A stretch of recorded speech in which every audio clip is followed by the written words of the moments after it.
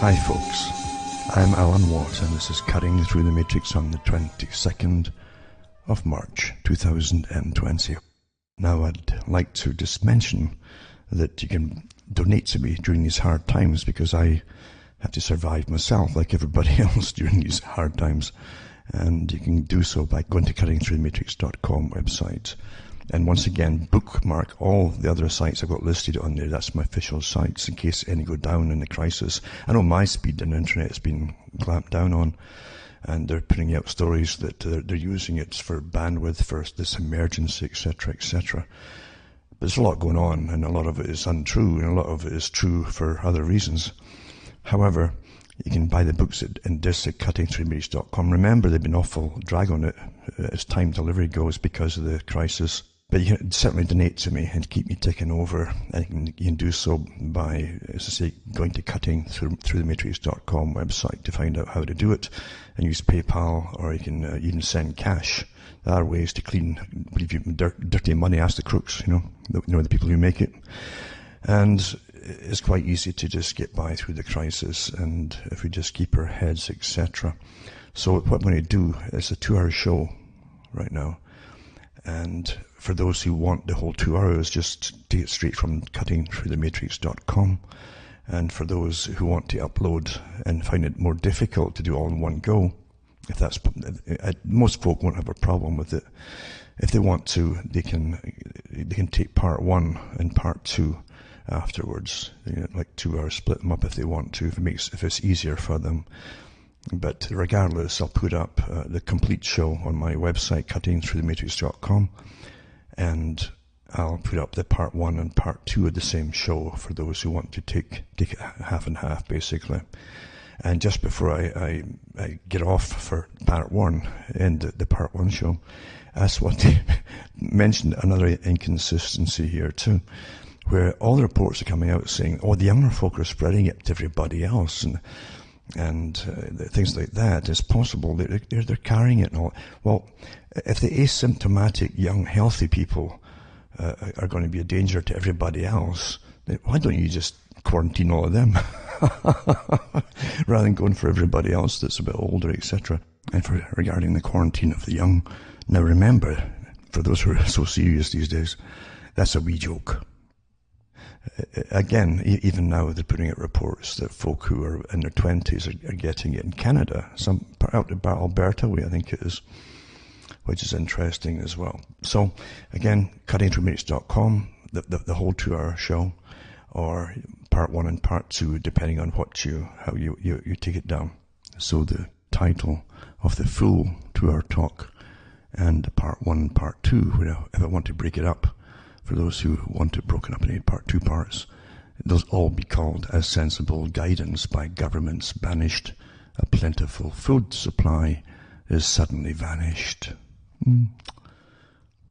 Hope you're all hanging in there during these incredible crisis times. And of course, it's not really unexpected from people like myself, because this is part of a massive agenda, obviously. Probably in the works for a long time, and who knows if they planned the actual date all this would start, or if it was just time to really unroll it during some kind of it's hard to even call it a true pandemic in some sense, because according to the definitions, even in WHO and other places, it's hardly at the proportions of pandemic to make sense. When you see the numbers, and yeah, I know there's other people too who ride along the fact that there's nothing happening at all, and it's just another flu. But regardless of what the truth of it all is, and I must admit it's incredibly confusing from the authorities from what they're giving you for the data. It's all contradictory, and you wonder if it's all by design. It's contradictory because folk can't get a grasp on it at all. Not with the figures they give you and all the rest of it. So anyways, I say, but big things are happening, and they're already shouting from the rooftops at the control palaces that things will never be the same again. The exact same phrase that came out right after 9/11, as you get that through your heads, because it's going to achieve a lot of the goals of the agenda, of course. I remember a few years back I mentioned, apart from the fact you'd end up with martial law one day, and you get ID for food and all the rest of it, and for your vaccinations, and that you wouldn't, this is back in the 1990s I said it, and eventually you'll have some kind of, something in your wrist or whatever, like a bracelet or something, and it would be up to date with all your records, your vaccinations, and if you didn't have it, the up-to-date vaccinations, and they could still use it just with visual ID too, then alarms would go off, just like red alert, and all that, if you weren't up to scratch. And here we are, it's all getting unrolled as we live through this, of course. So it's interesting to watch it, and also to be partly detached from it in some ways. Of course, we're all affected by what's happening because the Emergency Powers Acts are unrolled, and that's wartime measures, of course, which people accept generally, most folk accept generally, is necessary in a wartime situation for survival. So give up all the rest of your rights, if you've got any left at all, that is, and of course you'll be perfectly safe, and they'll take care of you. And I wouldn't count on the latter part either, because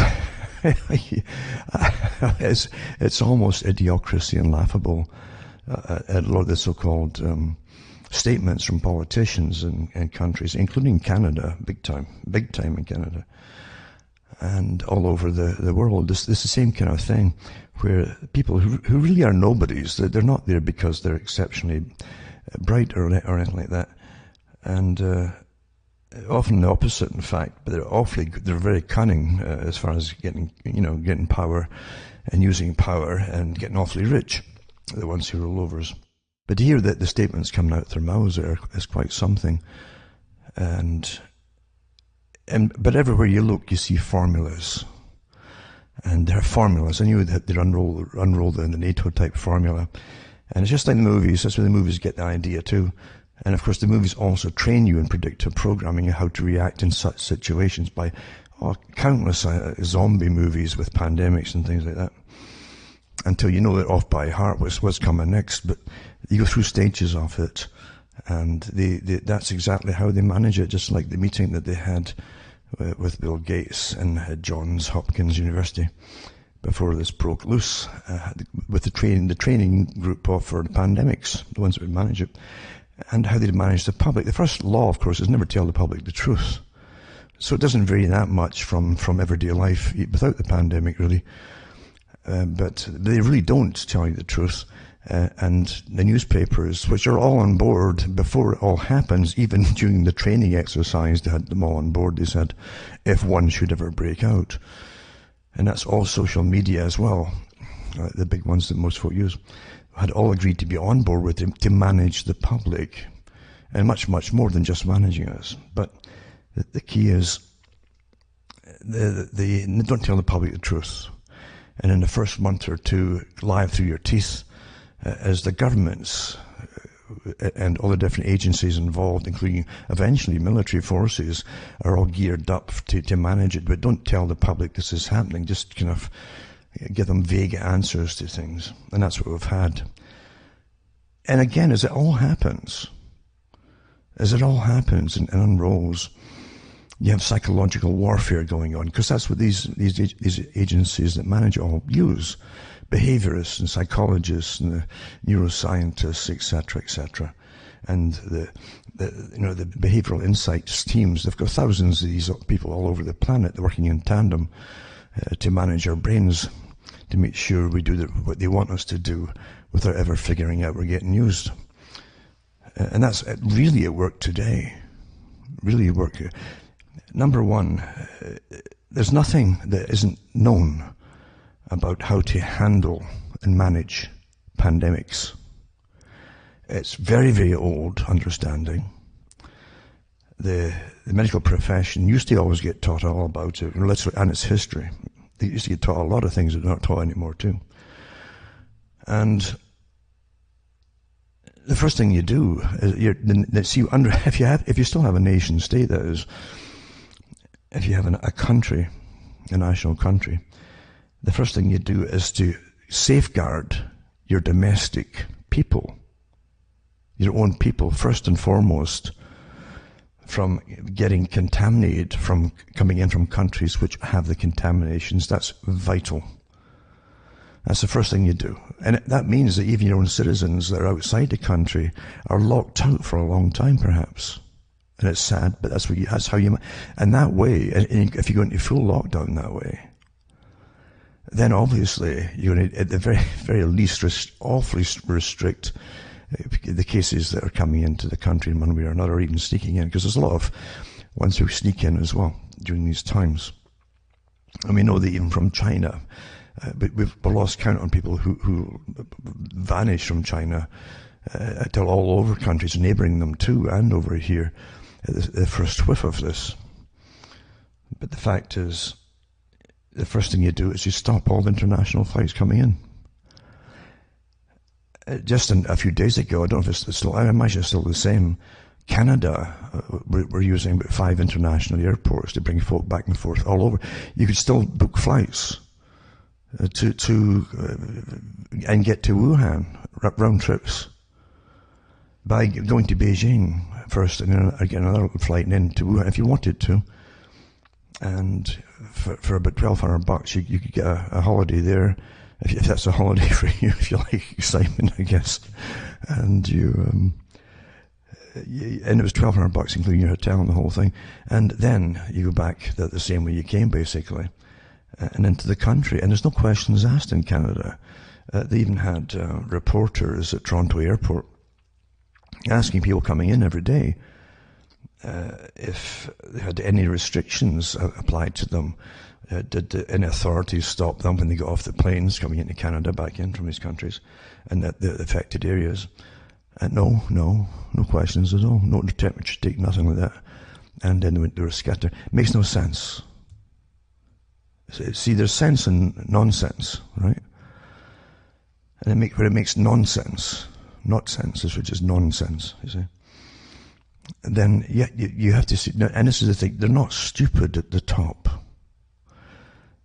Don't forget, behind every great tactic of terror, there are massive businesses and massive agendas all ready to unravel upon the world and to be implemented.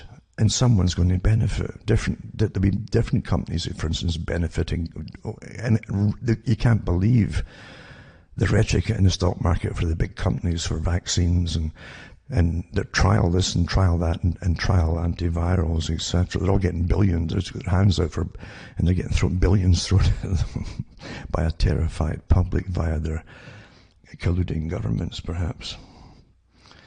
But the first thing is, why would you still be bringing planes in, knowingly, from these affected places? And don't forget, too, that those who have tested negative, supposedly, with these strange, I hate to call them tests in a way, would admit that so many of them are just faulty. Maybe the public are shocked by that. I don't know. But I can remember the names of the big corporations that got the contracts. For years they were doing the blood work for definitely Ontario and in other parts of Canada too, these laboratories. And for years and years and years, they managed a massive business. Guaranteed money, remember, when the insurance companies, this quasi-government oversight in Canada, and you still pay for your insurance, you see. It's taking off your wages, for instance, and businesses have to pay it too. So you have these companies who are making a fortune off of doing blood work. And a few years back, and I remember, it was no surprise to me, in fact, that eventually there was a huge lawsuit against them, and I don't know how it started or whatever. And they were transferred. The business was transferred to some other company, and the big one that had the contract for years and years and years, almost had been guessing the results. They were putting them through so fast and whole bit, and telling their employees almost pretty well to guess. Just make a guess, like a flick a coin, and it was that, like a flick a coin. And half the tests were positive and half were negative for any particular thing, which it was. It was a toss of a coin, you see. Now, you see, we've been brainwashed for so long, and this is vital to understand. Through countless ways, through Bernays and ideas of the corporations that he did the PR propaganda work for and things like that. It escalates from there through fiction mainly and television programs, mainly aimed, I know in Britain it was aimed mainly at the women through soaps like Dr. Kildare and things like that. And they'll think, what a wonderful young man, you know. He's a good-looking young man. Oh, what wonderful! And they're all swooning and all that. And this guy he didn't sleep.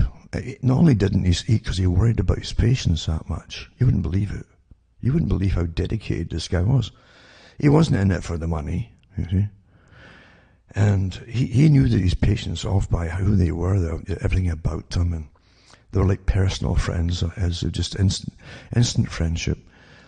But he couldn't sleep when he worried, and in the middle of the night sometimes, that it was voila, it would just hit him, and wow, there's the answer to that problem.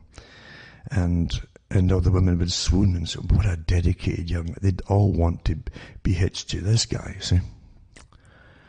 And that really did start the ball rolling for millions of people across the world watching these soaps. And then they got into Emergency Ward 10, you see, another fictional thing. And there's the emergency staff. But again, now you go into the personal lives of them. They were just ordinary people too, with ordinary problems. And amongst all their ordinary problems, you had all the politically correct agendas, like what do you do in a promiscuous society and things like that. So, and how is it? How do you manage any problem, etc., etc. And that's how you're brainwashed. But again, this hospital, you'd all want to be in it, because everybody in there who worked there, they didn't sleep. These people who don't sleep, like Kildare and all the rest, they never have bags under their eyes or anything. They never start making mistakes and spilling their coffee because they're half sleeping. No, these people are on the ball. I guess dedication just makes you so alert and well. Right? Maybe that's the key to health, is to love people so much that you're not there for a paycheck, is to help them. You see that hospitals today too are public-private. They've been public-private for a long time in the socialist countries. And the American companies, if you want to call them American, it's okay. They might not even be American, really, but there's chains of these things across the planet now. And the governments, in public-private, you pay for all the costs of everything, and they take the profit.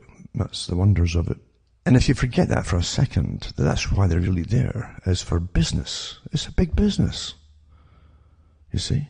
Forget all your propaganda, because it doesn't work out that. Again, people are fallible, obviously. They don't think so, a lot of them, but they're fallible.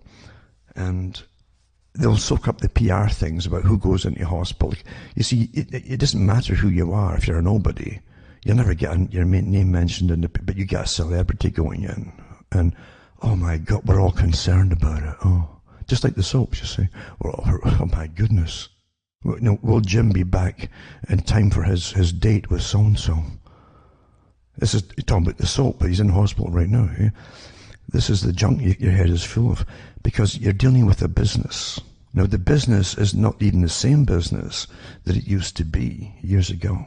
The British system, for instance, had a good national health service initially. And like everything else, it becomes ultra-politicized. And eventually, towards the end, I can actually tell you when the end really was, even though they still pretends it's gone. But it was so highly unionized in different parts. So there were all different kinds of unions for different segments of the hospital staff. That things were dysfunctional. And again, too, the country wasn't training domestically enough doctors either for the job. So you had all kinds of conflicts between different groups, even people coming into the countries from different parts of the countries fighting with each other in the hospital. I'm talking about staff. And then once you bring political correctness into it and priority hirings, priority promotions, in other words, people get promoted not for the fact of their abilities, then things go down the hill very quickly in any area. That's sensible too. But the hospital system, in Britain, is a profit-making thing for those who work inside. I'm talking about the higher staff and specialists and so on. It's just incredible the way they take home with them. Honestly, it truly is. And Canada's the same. So you get away from this Dr. Kildare idea that he's there because they love you. That's why they're there. Right? You cancel that out right away. And today, you don't have in the hospitals the purpose that they were founded upon was to help the infirm. That's what they're called, infirmaries. The infirm. And folk often get confused with old folks' homes and hospitals. A hospital is not an old person's home. And so your general hospital has all age groups within it, you see. And they're supposed to deal with disease. That's part of their function. And they have teams of infectious disease specialists that work there and so on. So hospitals are meant to do the purpose that they're there for. However, so much has really changed because, as I mentioned last week and the weeks before, and even long before that, we do get away from the fictional side of things and look at the real world. An incredible evil prospers because we're trained to be naive. And nobody would do that. Nobody would do that.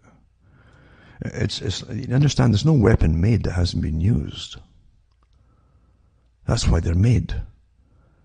They don't make things to take photographs and stand beside it so they can show their grandchildren.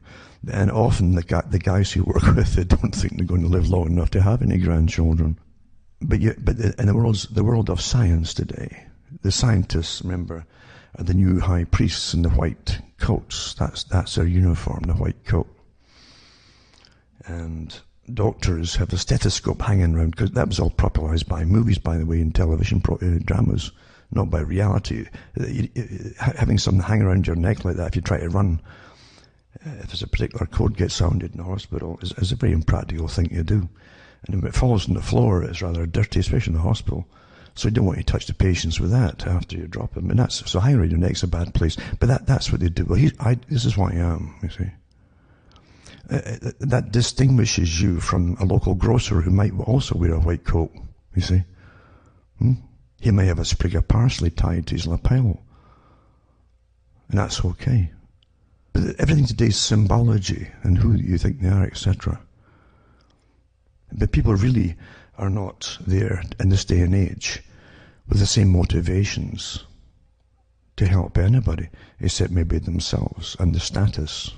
I'm not the first person to mention this, but Professor Carol Quigley talked about it in his book Tragedy and Hope, in one of the chapters about the up-and-coming big middle class in the US and how the greed factor and the system of the culture was literally dog-eat-dog to climb to the top, and that the medical industry would literally go to the dogs in a sense. And I hate the expression, I like dogs, but it would fall apart because of the greed factor as everybody rushed into it as a place to get money as opposed to there to do you realize the 1920s and even the 30s, up until that period into the 40s, people who went into medicine often at one time came from the wealthier classes. They didn't need the cash so much. And they did do house calls. They really did. And they did know their area people, the people in their community. They did know them. You try getting that kind of service today, it's not going to happen. And the hospitals today are not there just to help people out of any kind of love for the people. They're there because it's a business, and they've all been trained today in the science now, which they've adapted into it, called, situation ethics and bioethics. Who should live and who should die? And it's a rather frightening place to go into today. If you'll know you're already ticked off before you go in, is savable, not savable, or that they're going to determine whether to even bother treating you. I'm not kidding you. That's what it is. And the hospitals too, by the way, which are into euthanasia these days, is not a place. You better start thinking and reevaluating what these places are.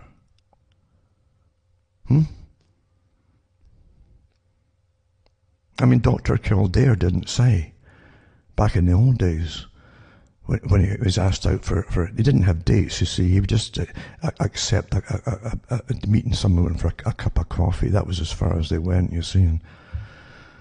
But he didn't say, I'm sorry, I can't make it, I've got 10 patients to euthanize, you know.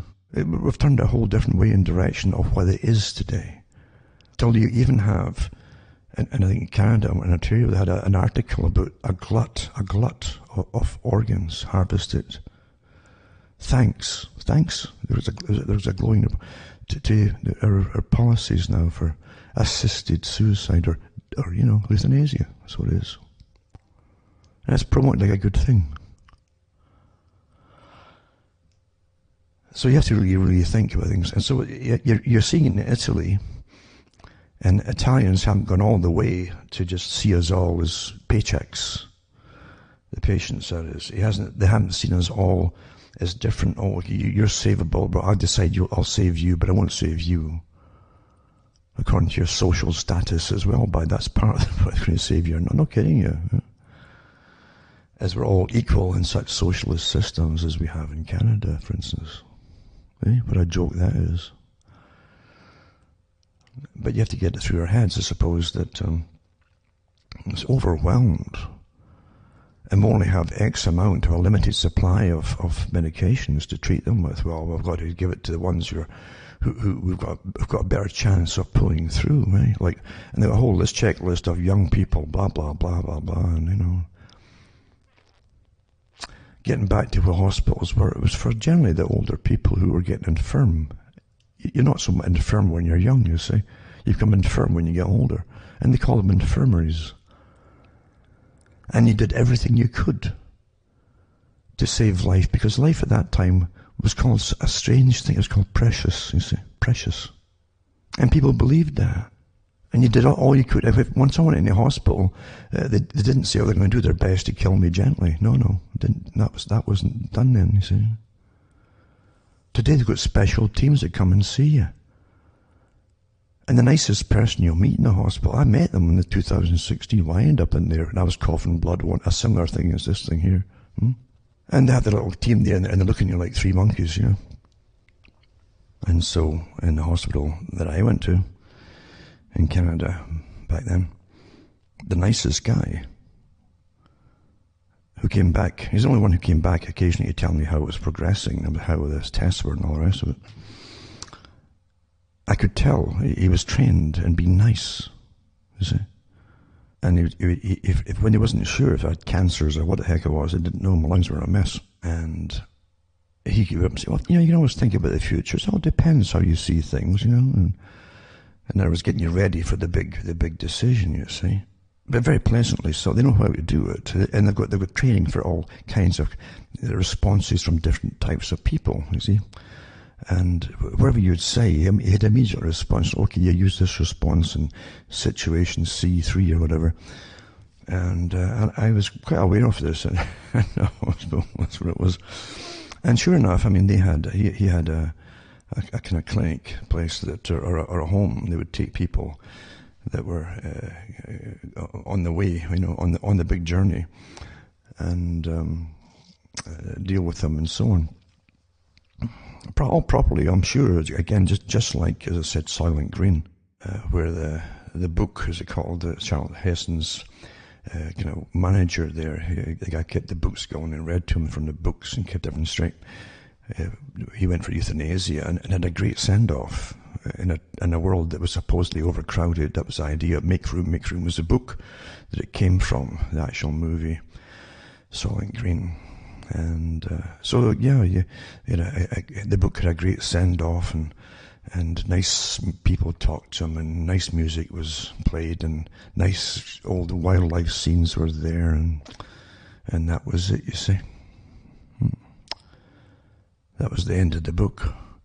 So we live in a system, really, it's so well controlled today with so many branches of science. My personal opinion is that we're going downhill so quickly from the idea of being human by all the incredible useless degrees that are churned out from universities across the planet. This is a fairly new thing, this idea that you're all supposed to go to university. Who said that? You see, when you had all kinds of factories and you had all kinds of tech schools as well, as opposed to just having your universities, Germany was a great leader in this. They turned out tradesmen from all kinds of professions, really top-class world people for the whole of Europe, basically. Way ahead of anybody else, except for maybe Japan. And you see, factories were so important because most folk didn't go to university. Now they expect to go. And you can get degrees in belly dancing now, I hear, and things like that. All kinds of social politics and divisions of social politics. It's like multiple divisions of Marxism, basically. And specialist areas of Marxist thoughts and all that kind of stuff. And we're falling apart with all this nonsense. And they end up and the scientific groups and the study groups and statistics groups have all got their hands out for life. And little companies they join up looking for grants to live on, you see, so they can spew forth. Studies have shown that blah, blah, blah. And you say, oh, that's just so fascinating, I didn't know how many ants did strange sexual things together on a Friday afternoon every once a year. I mean, I could live without it, to be honest with you. But yeah, this is what the stuff they churn out. Endless rubbish, you see. But then you have the other ones too who work in the labs. I've read articles over the years, because once in a blue moon, authorities are so fed up of having to pay collapsed loans and grants to these people, or they're absconded with the cash, where it happens to be, because that's what that happens too. We'll admit that all these things, did you know that eventually scientists hope to blah, blah, blah, and hope to do this, are generally countered or turned over, and the studies have found that this does that and this does, are basically contradicted with subsequent studies. Most of it is bunkum. But they've got to churn something out to pretend that they're actually doing something for their big grants. That's what it's all about. It's all about that. And how many years have you read that white wine is a good thing, or then another unit's a bad thing, and they're supposed to try red wine to save your heart? And then it'll come out after that, oh, it's bad to take wine at all if you get certain conditions. And then they're back to the white wine again before you know it, then the red again.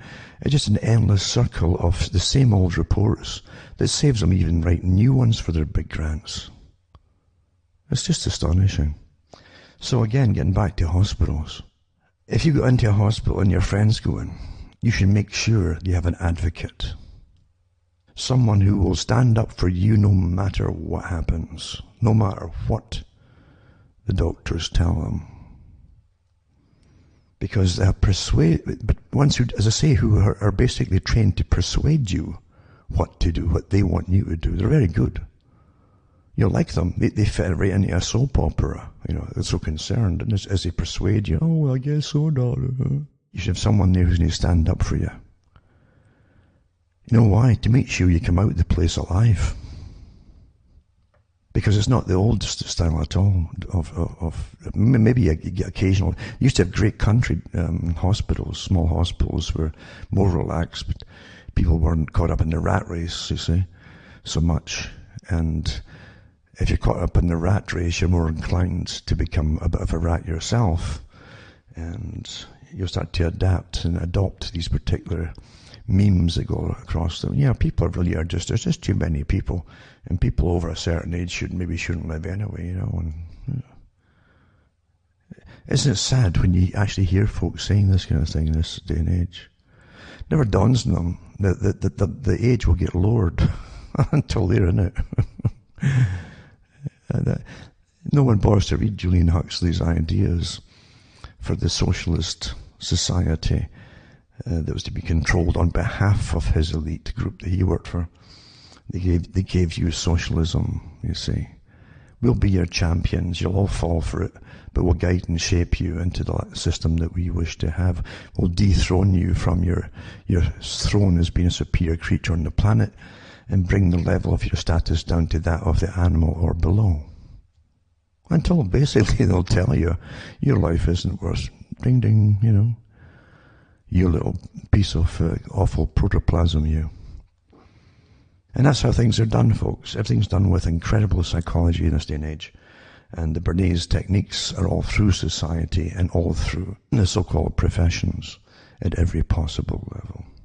Now back to the unfolding of the, I was going to say the Martian law, but it's the martial law. And the old Martian would be pretty good for it too, the god of war, eh? Whereas of course the word actually really comes from. But we are going through a NATO system, step by step by step, in tandem. As I say, the first step is lie to the public and pretend nothing's happening to you, you'll be fine.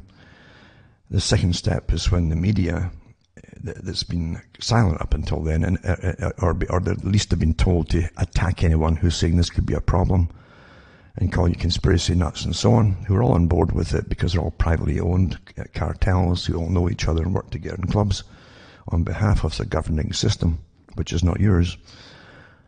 But in the third step is when they're told that this on the same day, they know in advance, but they're actually given a date. Now it's implemented, terrify the public, and they go into hyper mode, way more than conspiracy theory, you know.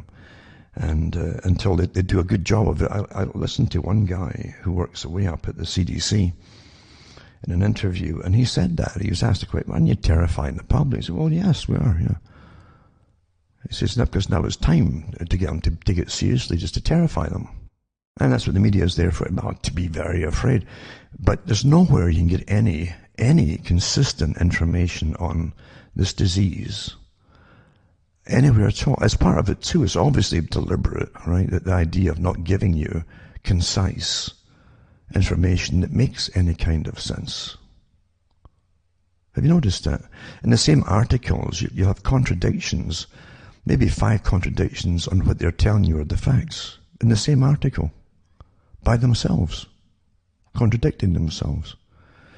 And then they'll give you total coronavirus cases, at least the COVID-19, which is now calling SARS-2 COVID-19. They'll give you the total cases sometimes for a province of Canada or a state in the US, as an example, or even a city. So you look at the total, it's okay, wow, okay. But then they'll have after it different categories of it, such as recovered. And you'll see this tiny number, like 5 out of 400. And you're left wondering, okay, did the rest of them die or what? I mean, 5 of them recover. Who's making this stuff up? Because you would think when you look through it, there'd be an awful lot more folk recovered than 5. And you'd have a justification of why they're telling you this and how many recovered previously if it's done by the day or the week. Because they won't even tell you that. It's like, is this today? Is this today's number today? Like 400 new ones got it? Or is that the total has been from the beginning? You know, I've never seen anything in my life like this. I really haven't. I'm not the only person that's man. I mean, there's other people. There's people in the profession. What on earth is this? You know? Because that's the first thing you think. Okay, 400 people got it, 5 recovered. Okay. And then you go into the same articles by the same authors in the same papers, or even government studies, supposedly, or health studies. And they'll say that we don't have the testing kits, but we're going to get them. And then, of course, the top ones, they built the top and say, well, yeah, we're good. And then you say, okay, well, how did they've got confirmed cases now. And you say, okay, confirmed cases, right? How are they confirming it? Are they using what see, I know they're in Canada, they're not using the MRIs and so on like they do in China. Every hospital there's got quite a few MRI. They can really go one after the other, boom, boom, boom. Here in Canada, Ontario, I'm not kidding you, like CAT scans, you can be on the books for a year, easily. But there, they can actually diagnose that because you get a particular mottling effect and a patterning in the lungs. You can see the patterning of it, and in the blood or even the tissue samples and so on. So you can do it that way too.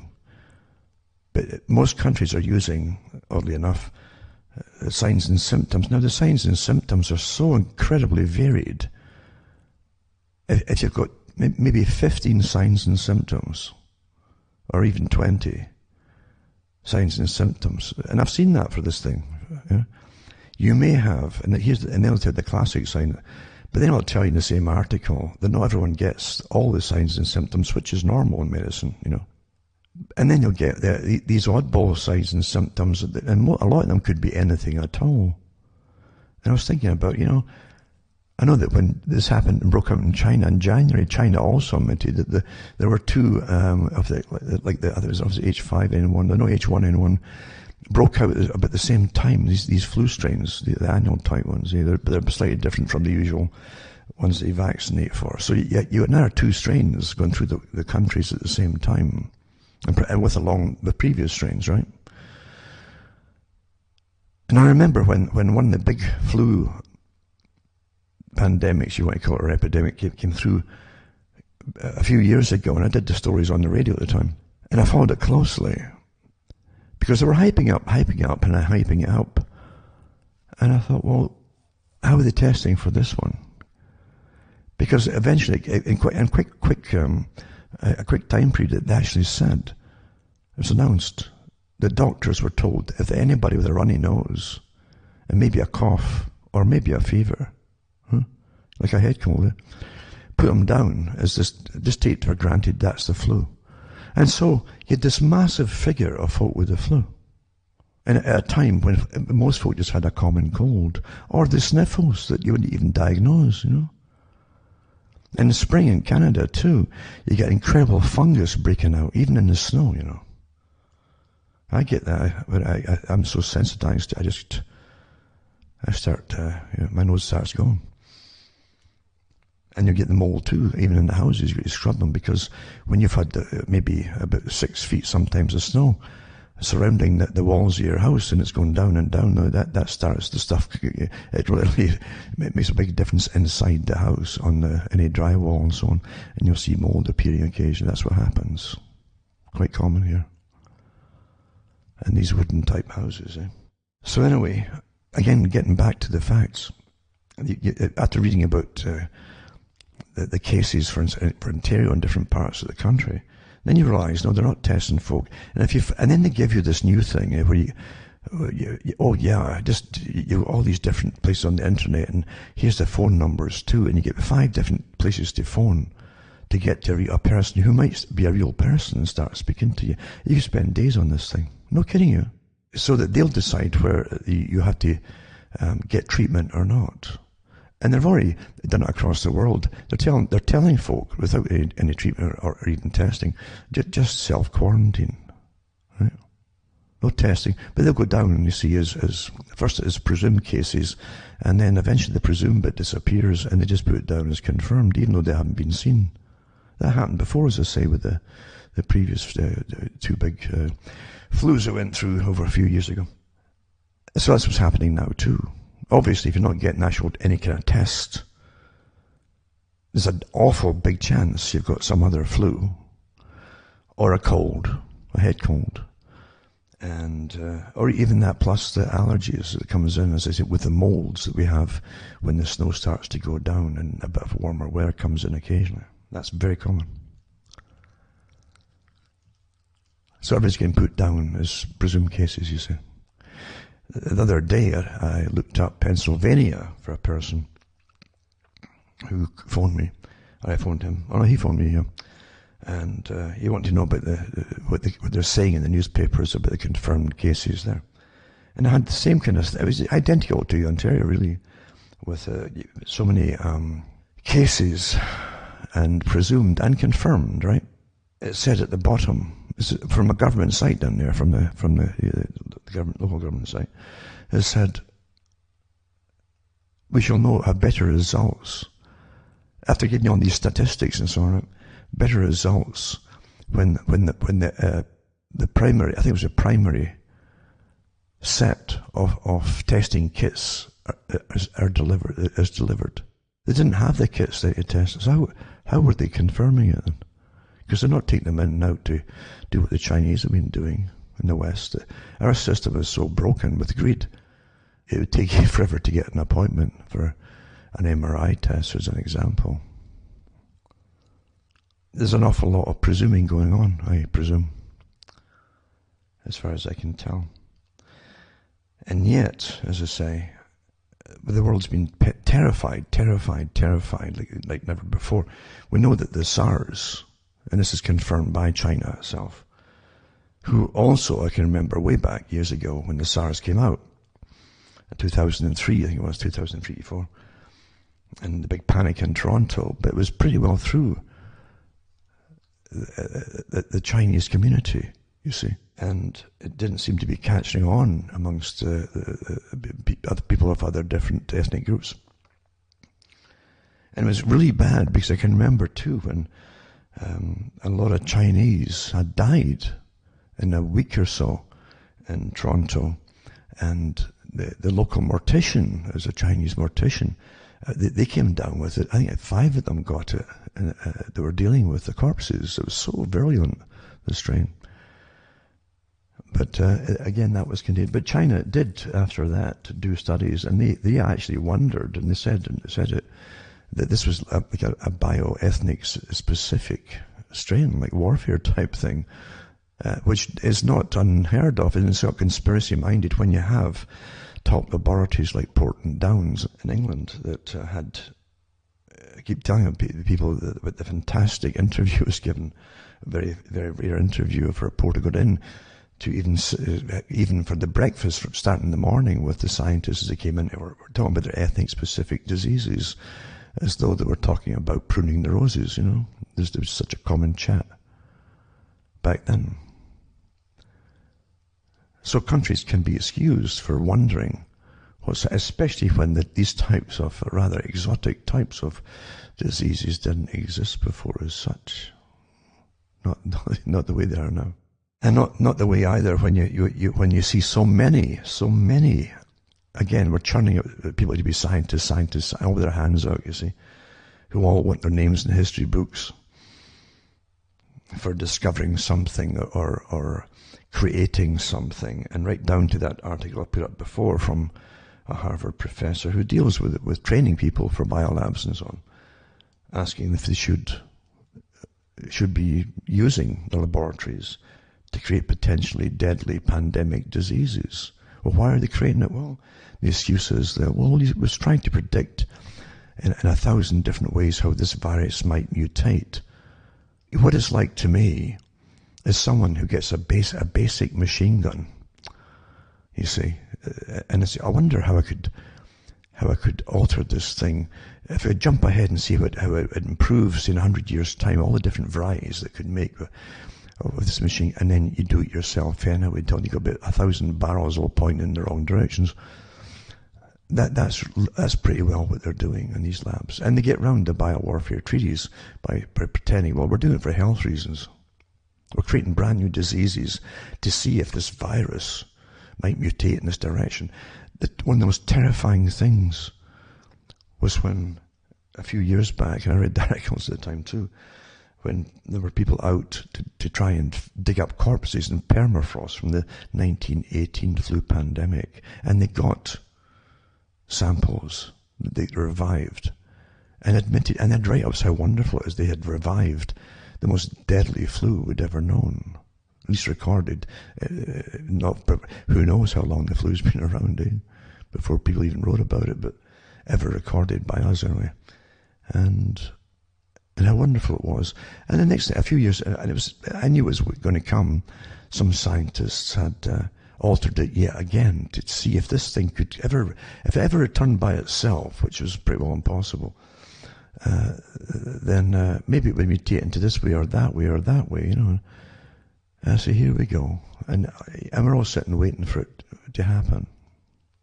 And there's no sanity here. But again, this is a human problem, obviously, with human people doing it, and being lauded as science takes off as the new god. They're the gods, you see. You're not supposed to question science at all. They are telling you what to do. I noticed too, recently, the scientists had informed presidents and prime ministers to ban congregations at churches meeting. until this is all over. It's interesting that as they impose the laws of the world on the laws of the Godhead, interesting. And they're training the people, oh yeah, you better obey or else.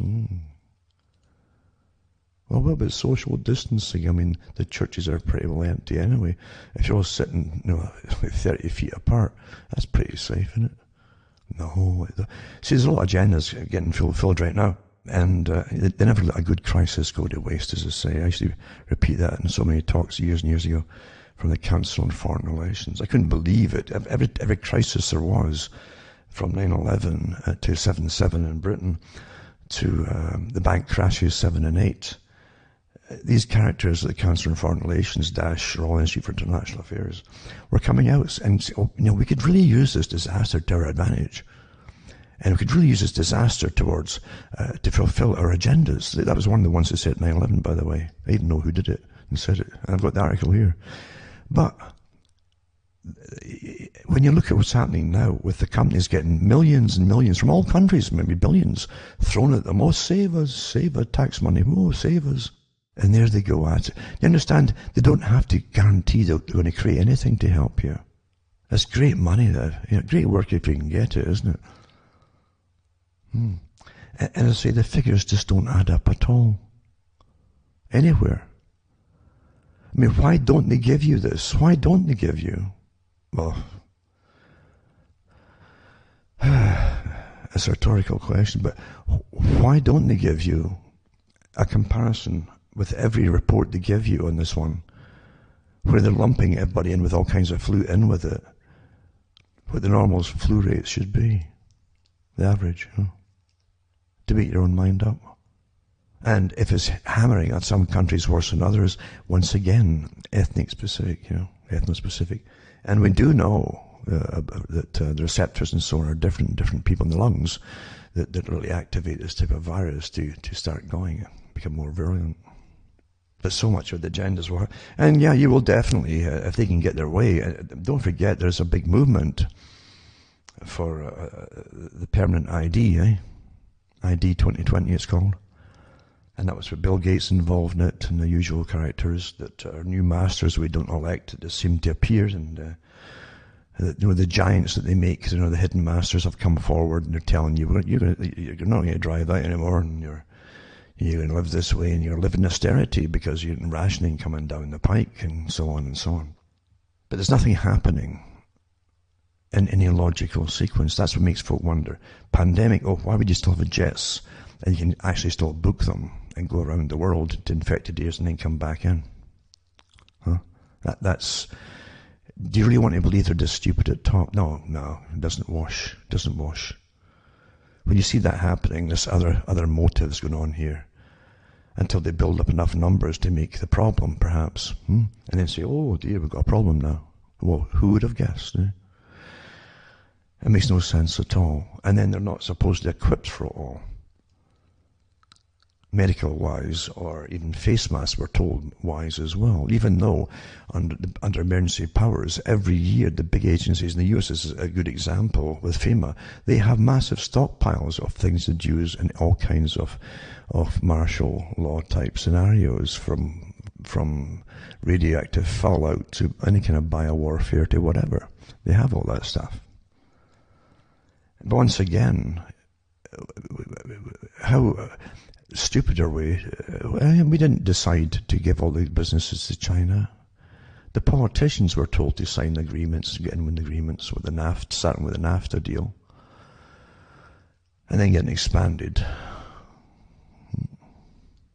Indeed, what the USMCA, or whatever they're calling it now, same thing, and they've expanded even further with Obama's Pacific Rim agreement.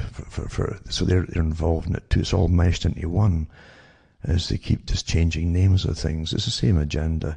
You're living through incredible agendas, which never dropped, including the wars against Syria, still going on, and Iran still going on, Even this is a great time to really hit them when they're on their knees, or they're almost on their faces actually, and they're hitting them because there's agendas to be fulfilled on the list, the peanut group.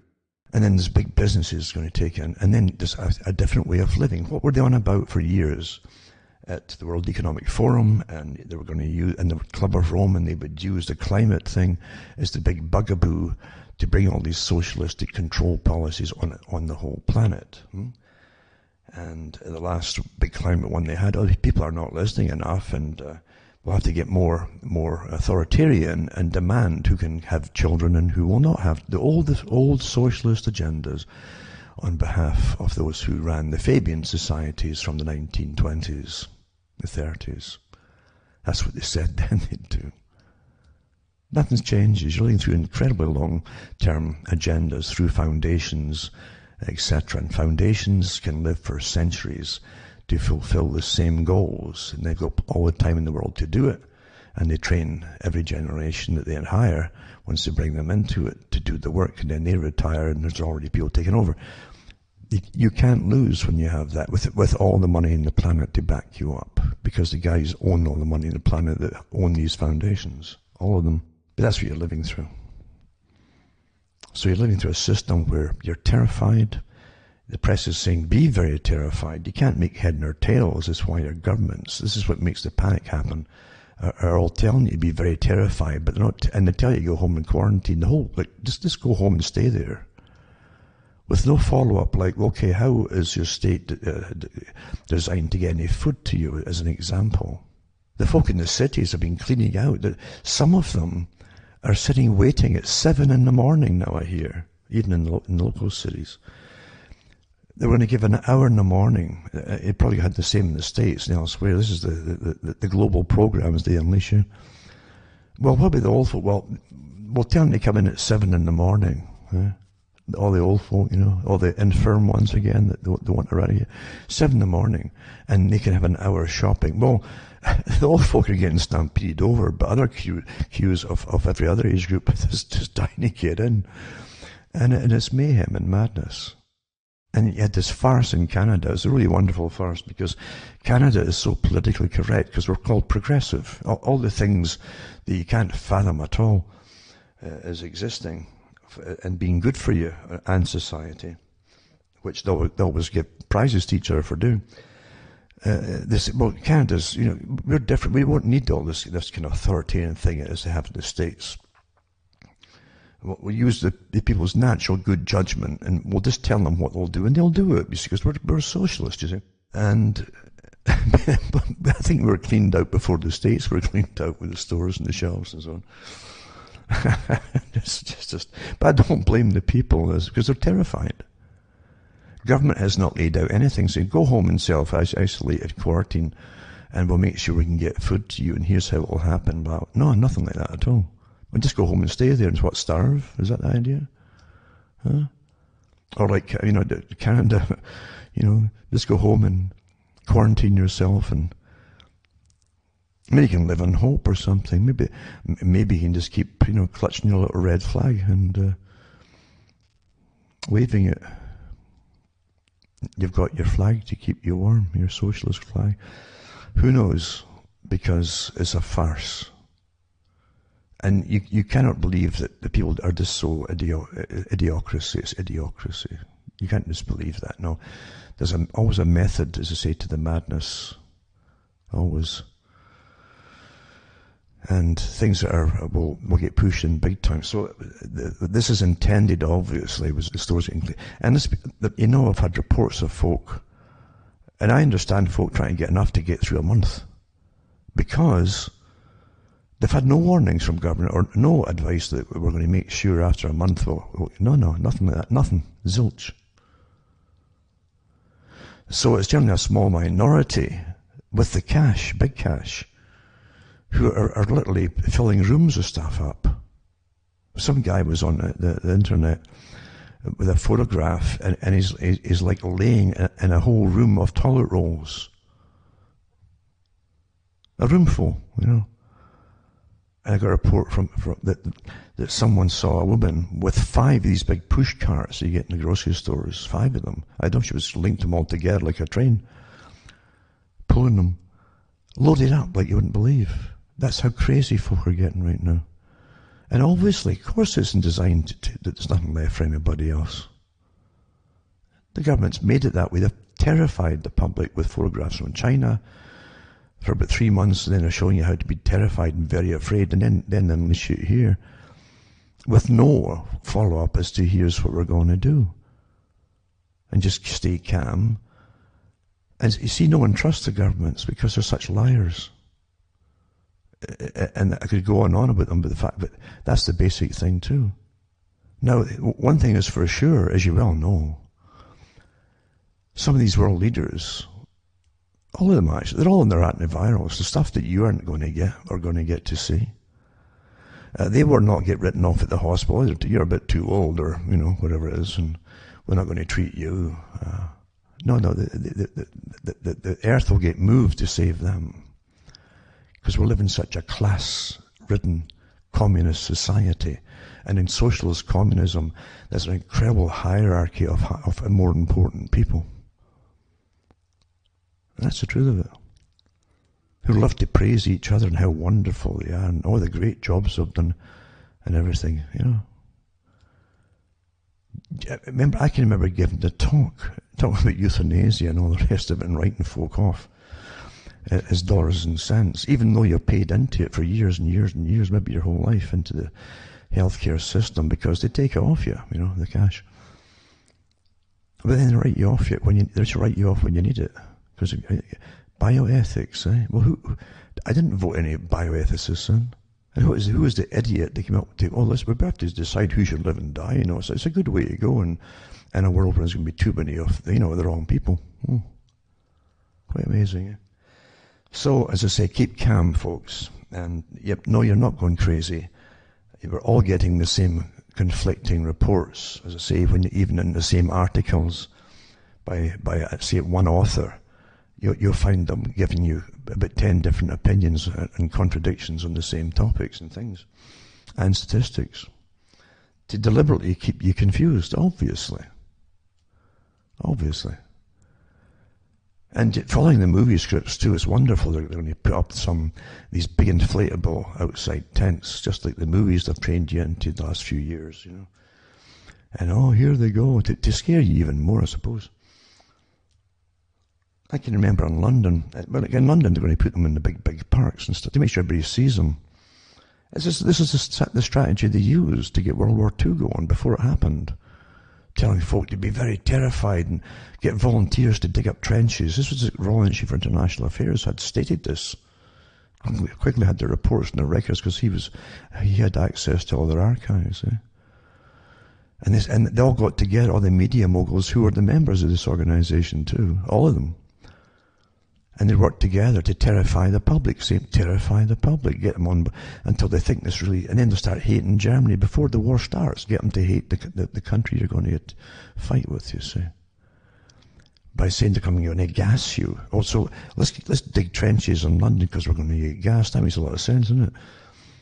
And then they issued gas masks to everybody, even though there was nothing in any reports from Germany that they're going to gas anybody. But they're going to come across there in waves of aircraft and just gas you. Mind you, they'd already done H.G. Wells' Things to Come movie, where they did that. There were the Freemasonry of the air. Remember that one? That's in the movie, in the book, Things to Come.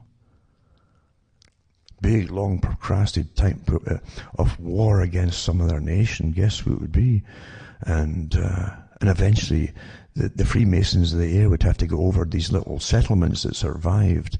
They returned to kind of barbaric feudalism, and the Freemasons of the air would go over and gas them all. And then they come down in parachutes and round up the leaders and stuff, and then create a new world. And that was released in the 1930s too, getting them all ready for World War II. And so when you add in, they're all going to the Germany's going to gas you all from the air. You see how they work it out? Predictive programming over and over, eh? So here's gas masks, and every mum had to have them for herself and her children. Every person. It was a fine to go outside your home without your gas mask and your little tin hat, But definitely without your gas mask, that was a big one. Now you can really see the build up to it. And so we've had years of movies with these inflatable tents, eh?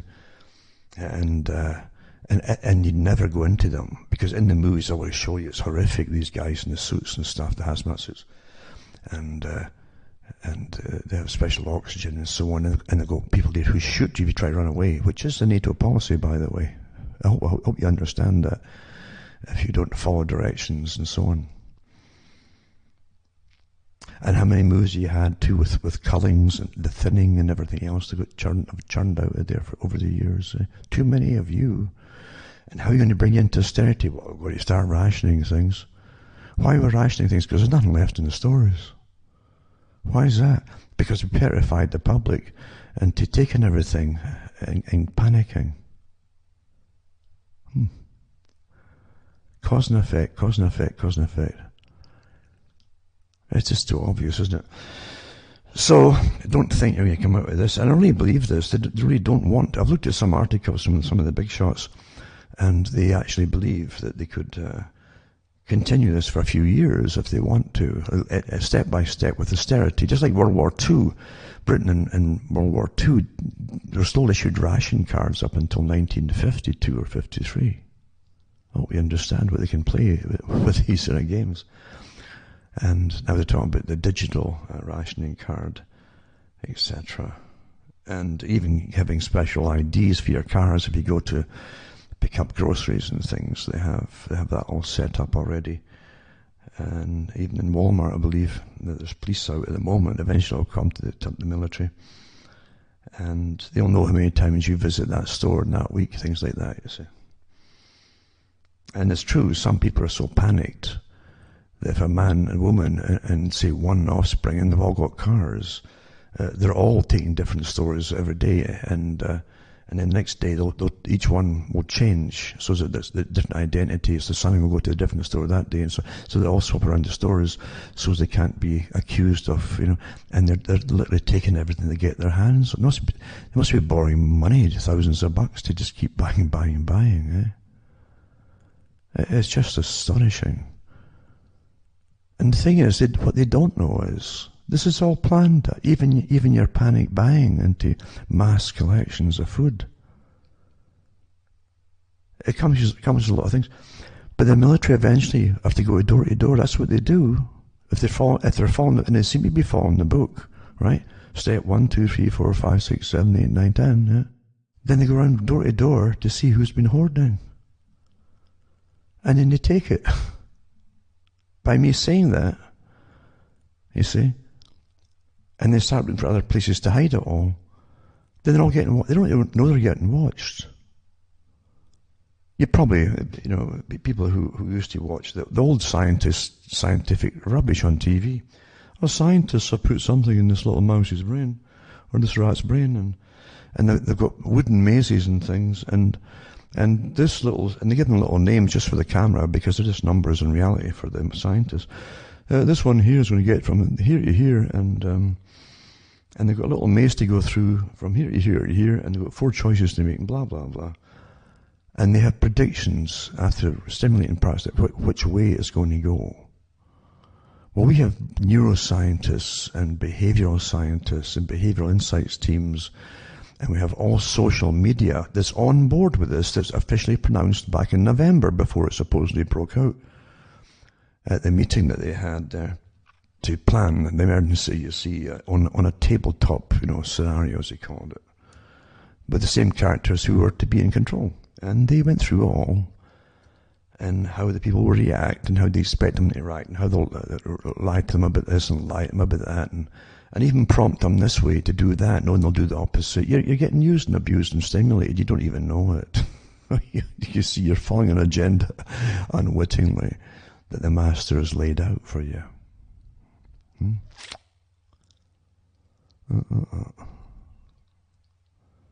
And everyone's photo ID'd in the stores automatically.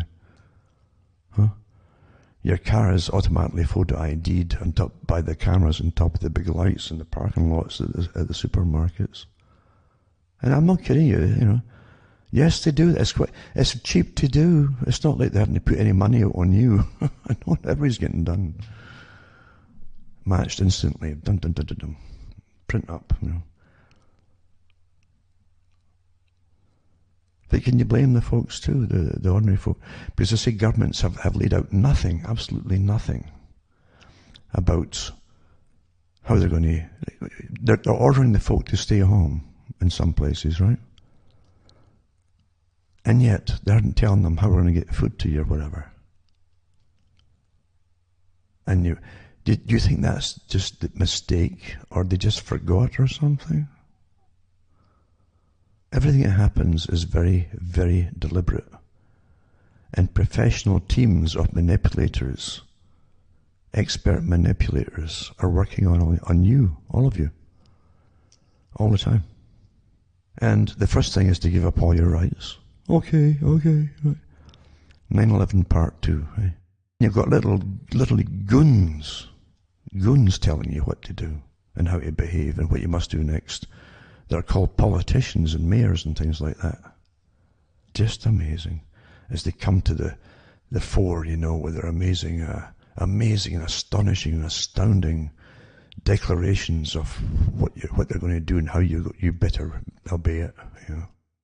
If the countries are collapsed, isn't it wonderful of the big unification? As soon as this was announced, this was coming, people who were in the World Health Organization, as an example, in the backgrounds of it, but still occasionally public, were rubbing their hands in glee about, this could bring this really force world government to come into being. Generally they call it world governance, but world government, you see.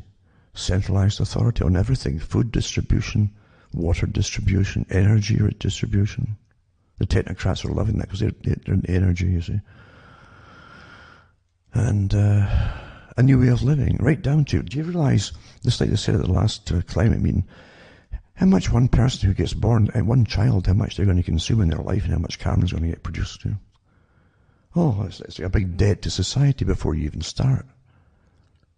Well, wait a minute here.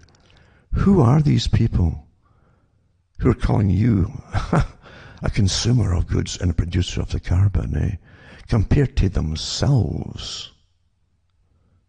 Always keep things grounded, right? They have no more right to tell you how to live, right, as you have about them. But you have the right to tell them to get off your back. As being utter hypocrites, because it seems to me they're alive at the same time, probably eating a lot more than you are, and consuming a lot more than you are, and a lot more goods and electricity and goodness knows what else. Right? When you start getting subservient, yes, they're... What do you mean them? They're not... Are they royalty or something? And if they were, so what? You've been trained at the next step. And yes, out of this will come, I think, austerity really, really going. This is another massive incentive not to have any children, especially for you lot. For the nations, the countries have still intact families, and you know who they are. Man, woman, and children. And from those families who invest heavily in their offspring, which they do, they're going to be successful. The Western societies have had about a 70-year war upon their brains and their culture, deliberately planned and executed, right up to the present state until I'm sorry to say, they're finished. Pretty well finished, for most folk. And the Western societies, too, had this strange idea of freedom because it came from societies which are feudal, you see. Really, really, really feudal, until not that long ago, in actuality. And they would... You were trained, you had a massive working class. That's what it depended upon. For feudal systems, for serfs that were slaves, basically. You were bought and sold with the land, and that was freedom back then. And you pretty well owned nothing, because everything was owned by the lords and the manors and all that.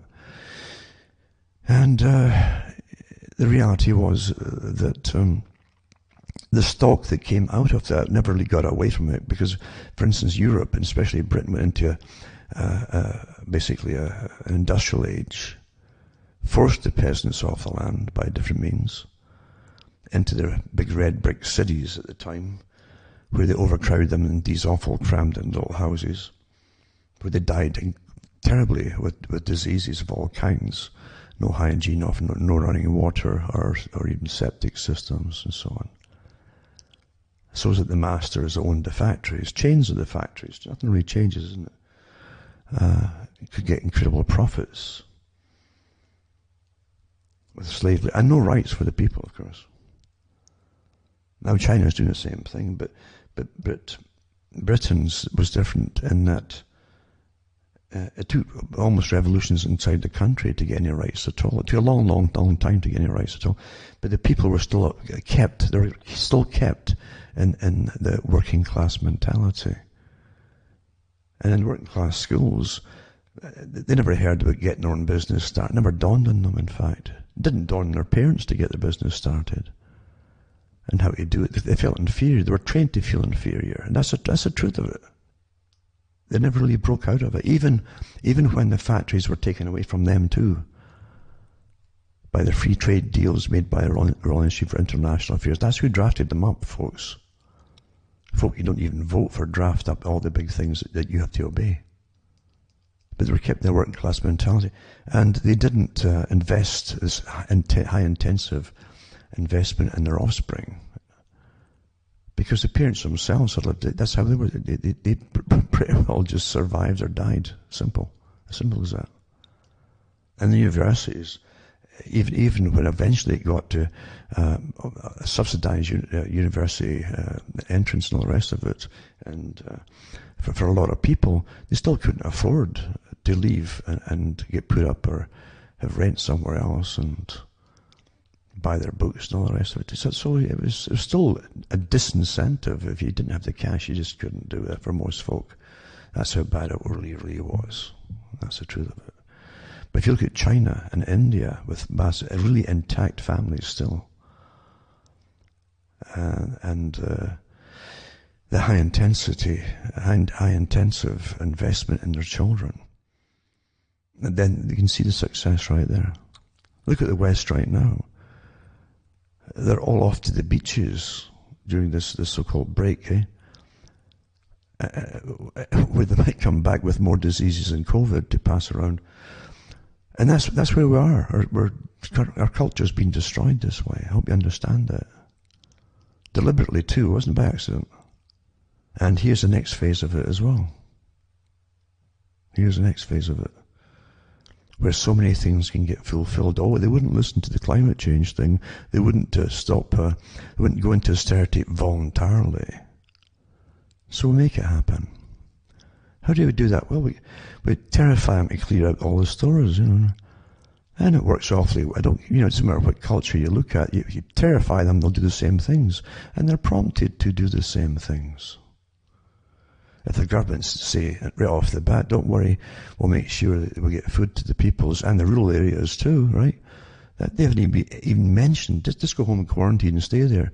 In the rural areas, some of the rural areas would have to leave home at 6 in the morning to get, or 5:30, into the cities to get the food. And by that time they're already getting stampeded underfoot. So this is deliberate, as I say, to bring in other big programs. And the socialists are rubbing their hands in glee. And I've never met so many millionaire socialists in my life. They're all so happy and wealthy and all that. And they keep fawning over helping the people. And they certainly do help themselves to the things that the people from taxis, etc., and give themselves very good pay raises. And always celebrating themselves, getting back to Ontario as an example. Healthcare. I can remember quite a few years back reading an article from the Crane papers where Ontario, and the same Ontario that's decided not to treat certain folk over a certain age or whatever, bioethics, you see, it's cost effectiveness. Stop thinking about people as with like real valuable creatures and see it with practicality. Just give treatment to those people we think could survive, or if maybe they're more essential to the community. Or the UN definition of a good citizen, a good producer and consumer, and pensioners are just consumers. You see. Click in the brain, eh? But I can remember Ontario put $40 million a year tell people how great the healthcare system was. Why didn't they put that $40 million into the healthcare system? The system we're living in is an alien system to what you're brainwashed to believe it is. It really is. So, a lot of things will happen with this supposed pandemic. As I say, we can't get any real data on facts. And we're saying, well, what's causing the big problem in Italy, etc., etc. Do you think it's just a massive retirement home or something? Is that what no, they're not saying that at all. But they do have a lot of Chinese people there too that are into that whole area where it's happening, for the big factories, the cheap labour for huge leather factories and so on. We just don't. We won't get any real information. You understand? Because this is meant to terrify everybody, including those who are less likely to get it. And why would you offer cheap flights now that the students are off and the airlines are hurting? Cheap flights to all across the world. Very cheap for the students. First time offer, eh? Even though they'll say, if you come back, there's a good chance that China said this, that there's the younger people who were spreading it all through society and not feeling the symptoms. They were the cause of most spread. And your governments then help subsidize airlines to make students, rather than have them poor souls get bored, go across the planet for a party to have fun and all that, and then come back during a supposed worldwide pandemic. What Conan Doyle said this in his novels with Sherlock Holmes. I'm paraphrasing, but when you've examined all the clues and all the causes and all the people involved and so on, when you've examined them all and it doesn't fit the bill of why this has happened, then and you look at all the possible, and toss them all out, then only that which is inside the impossible must be true. And yes, this is all deliberate, there's no doubt about it. And too many folk have too much to gain on a massive world social agenda, really. And they're not shy in telling you if you really know where to look. Anyway, here's a few articles I'll just get off. And just to show you. This is from MIT. To stop coronavirus, we need to radically change almost everything we do. Doesn't that just ring a bell at what I've been talking about? How we work, exercise, socialize, shop, manage our health, educate our children. I hate the word kids. Kid is a small goat, remember. Take care of family members, which if you say it's a goat, then you're dehumanizing them. We all want things to go back to normal quickly. What was normal for most folk? But what most of us have, probably not we soon will realize is that things won't go back to normal after a few weeks or even a few months. Some things never will. And they give you all their coverage of the coronavirus 19 or COVID-19 for free, etc., and give you.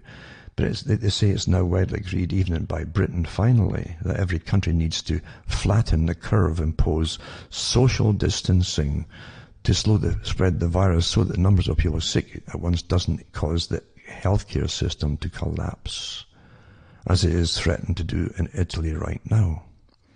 That means the pandemic needs to last at a low level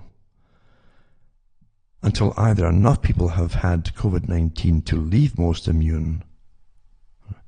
They're telling me, but I think have you noticed that they can't explain it? People can't get meanings across these days. I've really noticed an awful lot of that. So that enough people, right, to leave most immune. So, and is that I'm trying to tell you that most folk have to get it? Is that what he's trying to say? You have to think for them, you know. It says, assuming immunity lasts for years, well, which we don't know. So why assume it in the first place if you don't know? If it's a brand new thing, it's not behaving like other ones. Or there's a vaccine, you see. Then they go on about limiting meetings to 10 people and blah, blah, blah, blah, blah. All that kind of stuff.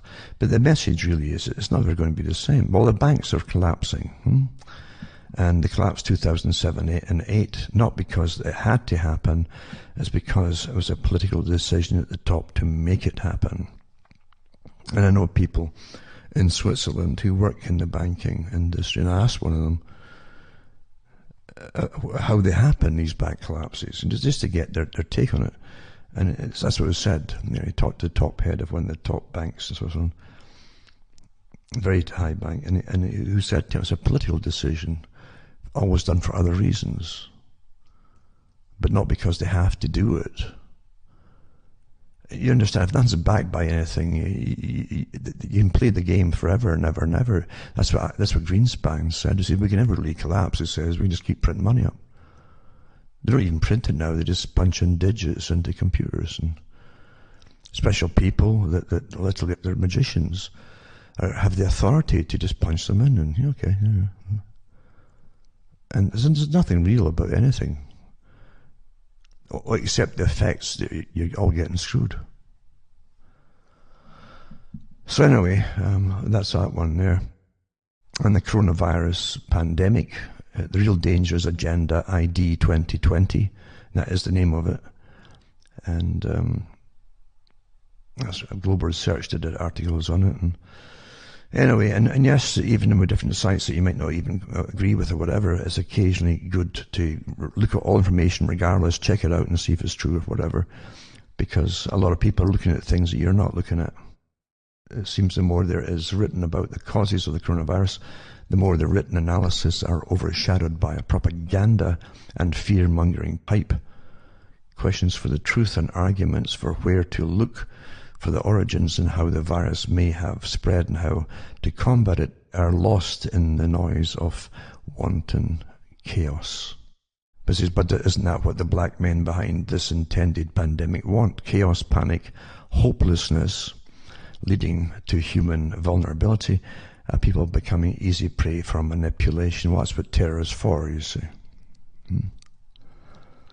So, but there's such a program, as I say, Agenda ID 2020, and you'll see the usual characters involved in their agenda, real ID for everybody, they call it, and you'll have your number, and some of them it's already up and running for people who want it, who join it. So there you go, and that'll be used for everything. Just like the old science fictions had you down with barcodes and stuff, or chips. So here it comes, it's all there. So it's not a surprise. A lot of folk will run for it, actually. A lot of youngsters will run for it, thinking it's cool. I remember doing an article when the chip was put under the skin, maybe 10 years ago or more, as a test run for a big company that had nightclubs and things and dance clubs, and you could go in there and get the little chip under your arm, in the forearm, and it would be charged like a credit card. You could charge it just with a scanner over the top of it with so many credits for the bar, and you went up there to get something, you just swiped your arm, and you'd show off to your girlfriend, and until a month later, the thing's getting, you swipe the thing, there's a big boil over it. It doesn't look that appealing anymore to the girlfriend, but never mind about the realities. But anyway, that's how they're going to go with all this stuff. And people, anything that's cool, you always get a certain segment of society that goes ahead first, you say, to be cool, to be noticed, until everybody's the same as them, then they're just one in the crew. It's like the tattoos. The whole fad was pushed. I remember doing a program years ago about who was pushing it, and the TV shows are pushing blah, blah, blah. And then they all start getting these tattoos, you see. And it came from being on their derrieres, apparently, for the women, to copy them in their arms, and then eventually they get them on their faces, and the avant-garde always, I'm more cool, I've got more tattoo, until everybody's got them, then they're just one in the crowd then, you see. And then you have virus-stricken Iran comes in the form of more sanctions. That's the US help to Iran, is more sanctions as they're down, yada, yada, yada. Terrible. It's really horrific. You know what I saw too, I'm sure you saw it in the newspapers, that the people who really are trying to help the people in that poor area of Italy that's been heavily hit. The big Chinese jets were coming in with full medical teams, nursing teams, who've already been working with their own pandemics, and with massive crates of medical supplies and medications and all the stuff that you need, and gowns and masks and everything, and gloves, and to help but that is something, because who else, what Western countries are going to this land to help each other, even their own people? Think about that, folks. What is that? What a statement to me. And of course, China's making hay out of it with their post photographs and stuff, but that's what all countries would do. But there they are. Someone's got. I feel so sorry for Italy because, and again, it tells you how the Western societies they've had a war on them even before World War II started. It was a massive war on the culture, and the people planned, directed, and managed and financed. Didn't happen by itself. And I read about 2 other doctors that had come out with, see, who's rushing in to help the Italians in their own countries and around the surrounding areas? Doctors who are in their 70s and 80s who are retired have come in to help. Because the young folk are staying away. What you read right now is so important to understand what's happening and hence what has happened to values of all kinds. And a lot of nursing staff too are just keeping away, are going off sick because they're terrified. Just terrified. But here's people who literally, they know they'll probably die, and they've already got doctors. There were some articles there the other day who did come back to help, and they're dead with the virus, supposedly. So we're told, the virus. That's a sad comment right there. And yet Chinese are coming in with teams. What does that say about the West? The West is still squabbling, especially the States and Canada, over what company, what foreign company is going to get all the contracts for either antiviral drugs and any kind of subsequent vaccinations that come on the pike or whatever, as opposed to just helping the people with what's available right now and taking the viral antivirals from wherever they can get it, etc. Even supply face masks and so on. You would ask China or somebody else to make them for you. How come? Are we just too stupid? We can't make anything anymore? No, the agenda is that you're not going to make anything anymore, except debt, of course. That's your free trade agreements. Anyway, Fed relaunches crisis-era lending program to aid companies facing pandemic credit crunch, it says here. You can believe that as much as you want, because there's always incredible conditions. Not everybody gets help at all. Big one for Canada too, in the States. But Canada, big banks are working together to limit hours, and they're closing down a lot of their branches, so it's going to be harder to get bank and help. Isn't it amazing too that to make things harder and harder and harder to keep any kind of, not just your economy going, but your personal survival going? I think that's accidental. So you have a Canadian Bankers Association. By the way, Canada is still paying off the money they borrowed from the US Federal Reserve, because Canadian banks were bailed out with 2007 and 8, and they were given special drawing rights like they did all the banks in America got from the Federal Reserve. Well, Canada was lumped in there too, all the big banks, and we still haven't paid off that. And then they get hit with this. Of course, there's going to, now whether to take the bail-ins now, I don't know, as opposed to the bailouts, because we all signed on to them, didn't we? And folk wouldn't believe it at the time. So the excuse given is to limit public health officials are urging to limit contact with others in an effort to limit the threat of the novel coronavirus. I remember too reading just a few days ago from a health site from the government here in Ontario, and from the north for Sudbury, they said that oh, be afraid. And this woman who was in charge said, I'm not going to beat around the bush, she said. I'm going to be, you try to get you really, on board with the whole thing. This is going to be really, really bad, blah, blah, blah. You got to do this, you got to do that, etc., etc. And all the hype is going on. And then she said, at present, right, after telling you all to try and stay at home and all the rest of it, and the businesses are all shut down, restaurants are all closed. At present, there's no community spread in Sudbury. There's no community spread. Well, if there's any spread, it must be from folk still coming in from outside, way outside. See how they rephrase things around and say we're still bringing people in from all over. And folk get connecting flights from Toronto, from here, but they're coming from all over the infected areas too. First law, you stop all that. You protect the healthy population. That's the first law. Hasn't been done at all. including the fact that Justin Trudeau said it was racist to stop people coming in. Well, you can believe that if you want. And you can believe that he really means that for the reasons you think he does. No. There's something else afoot here, obviously. It's meant to happen. And the same woman who wrote the article for the government, who's in charge of it, Woolly Frontier, she says, after telling there's no community spread in Sudbury, as we're all supposed to stay home, blah, blah, blah, blah, she says that it will spike, maybe next week or whatever. But they just know if no community spread is suddenly going to go woof. Now, that can only happen in two ways. Either a lot of folk are going to get dumped in your midst with it, which they know they're going to dump, and they know that they've got it. Huh? Or something's going to get released. What else could it be? These are the people who couldn't tell you a good bet on a racetrack, But they can just know that when there's no communities, but they just know, they all seem to just know that there's going to be a massive spike in about a week to a week and a half. It's just, no community spread, but it's going to be here. Well, what do they know that we don't know? Well, that's the two things. Either a lot's going to get dumped right here of infected people, obviously, that's what it would take, or else it would be released. What else are you going to do? To know that, to just know that.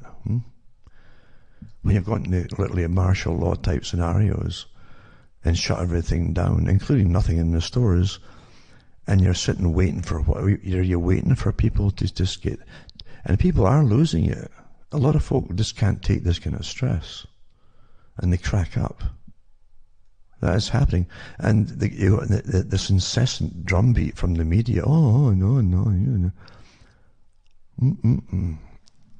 All intentional, folks. And it's so easy for government, especially in socialised countries, to say, they're there now, don't worry, we've got this plan here, and there'll be representatives who'll set up stalls or whatever, or food, blah, blah, blah, blah, once a week or whatever in that town, blah, blah, blah, and don't worry, you won't be left without. So easy to do, but no. The message is be petrified, go home, quarantine, and no mention about following up for food, paying electricity or anything else. Or how do you even play?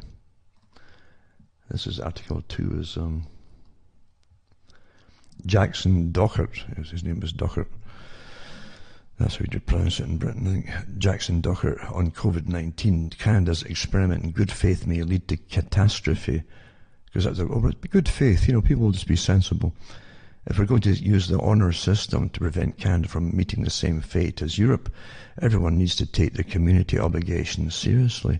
That's a bit, they're talking about cancelling big meetings and things, but I think folk would take it seriously and be much more obedient if they knew that we weren't all going to get left without things to eat, as an example. Just basic stuff like that, might be important. This is how great our health system is here, that this spends $40 million a year and telling you how good it is. This is just Ontario, right? Canadian, it's a really nice looking young girl too, young woman. Canadian has brain of a 70-year-old after flawed tests let disease go undiagnosed for years. That gives you confidence about going to the hospital here. The same hospital that discharged me before a week was out. When I was told when I went in, I'll be here for an awful long time. They expect me not to get out at all. And I was discharged without the medications to save my life, but to get them myself, which I did.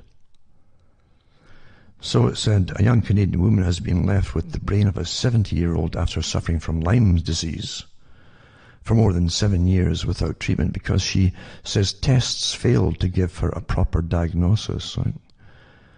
So she's from St. Catharines, Ontario, was bitten by a tick in 2013 at the age of 17, but didn't think much of it at the time. Then she noticed the tick on her leg as she sat by the pool, but simply plucked it off and moved on. Not even sure if I told the parents what was happening, so on. Now she's 24 years old. She said, didn't think it was a big deal, and about a week later she started to feel ill. The normally energetic cheerleader and soccer player began to feel weak, but chalked it up to was having the flu. Falling apart, she said. Doctors continued prescribing her different antibiotics, but nothing seemed to help. No idea what was going on. I thought maybe it was my head. I was getting pretty upset, and so on. 3 years later, after doing some research of her own, she thought she'd get some answers when she was tested for Lyme disease in St. Catharines in Ontario, but was disappointed when the results came back negative. She wasn't aware at the time that a US $1,100 test from the United States would give her a more accurate result and tell her that she didn't have the disease. The tests that you hear are rubbish, absolute rubbish. It would be another 3 years before Kent was finally diagnosed through testing conducted outside Canada. 5 years, another 3 years, it says here. It's similar to thousands of Canadians who were misdiagnosed or have gone undiagnosed for Lyme disease. And their nervous systems start breaking down too with it. Despite constantly feeling ill, moved to London, England in 2014 to go into media and fashion. About a year in London, she went backpacking to several countries, said she would often see doctors along the way. And then she went back to Ontario 2016, saw numerous doctors, none of them, she said, mentioned the possibility that she contracted Lyme disease. So that she started to, you get brain fog with it, you really start, it's like a pre-senile, like in case when it starts taking up, hitting your nervous system. Struggling putting sentences together, couldn't read a book, etc. The family and everybody else knows she was mumbling, she couldn't really pronounce things, losing memory. Developed insomnia, experienced heart palpitations, and began feeling too altogether. Anyway, she started to do her own research in between doctors, and then she came to the conclusion she could have Lyme disease. And eventually she sent tests off to the States, came back positive again. And there are way more detailed, intricate, and better tests in the US than what they have in Canada. They see if they did it properly, they'd have to treat you, it costs money. I'm not kidding you. This is in the article too. That's really what happens. Everything. I'm not kidding. This is the real system here. It's pretty scary, in fact. It's nothing to do with the nurses especially. They're treating you, but they did their best. But the fact is, the policies of these hospitals are disgusting. And we'll have a little bit from Sir Humphrey Appleby. It says he's the Machiavellian senior civil service in the hit 1980s British sitcom called Yes Minister, about politicians, about high-level bureaucrats, really. And he once famously commented that one should never believe anything until it's been officially denied by the government, he meant. And that's where we are today. They officially deny everything until they tell you I'll be terrified when they admit to it. It's all done by a design. Now, here too. Another great one in Ontario, just to give you confidence about the hospital. COVID-19 patient in Ontario has died, Health Minister says.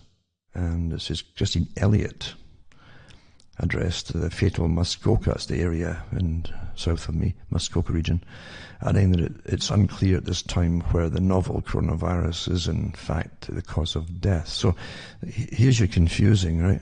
The headline says COVID-19 patient in Ontario has died, Health Minister says, and then it's unclear at this time where the novel coronavirus is in fact the cause of death, right? There's been a death. Okay, that's a big statement. That's why you get specialists. Well, they're not even, they're really appointed as ministers, like politicians. I'm very sorry and extend my condolences to this person's family, she said. We've asked for the assistance of the coroner's office to do a complete examination and investigation to determine where this person died because of COVID or with COVID, she says. Says the man, the spokesperson for Elliot, the man who was never listed as a confirmed case before he died. You love how precise things are here. Rather, he was under investigation for virus COVID-19. But that was discovered after his death. It's more and more confusing the more you read. I think folk don't know how he's put things across now. And the 77-year-old man could be the first COVID-19 related death in the province. Could be, if they could find out if he had it before he died, I don't know. And it really gives you confidence where they can't tell you that, they can't decide that for a newspaper article. Breaking news, That's CTV news, it's not a little Mickey Mouse operation. And I've noticed that with so many articles now, you can't make head nor tails of them because of the way things are written. So a patient in Ontario has died, health minister says. Okay. COVID-19 patient. Unclear if he died with disease or if that was the cause of death. Well, why don't you just wait and see and then do the proper stuff and find out and before you do that kind of thing. So anyway, here's another article to a visual guide on coronavirus infection, symptoms of COVID-19 and effects of the virus inside the body, it says. And even these are also massively varied too, by the way. As I say, they could encompass a whole bunch of other diseases and flus. The other day, of course, every paper went on board with it immediately. Diarrhea and loss of appetite could be early symptoms of coronavirus, as scientists find almost half of patients experience one or more digestive symptoms.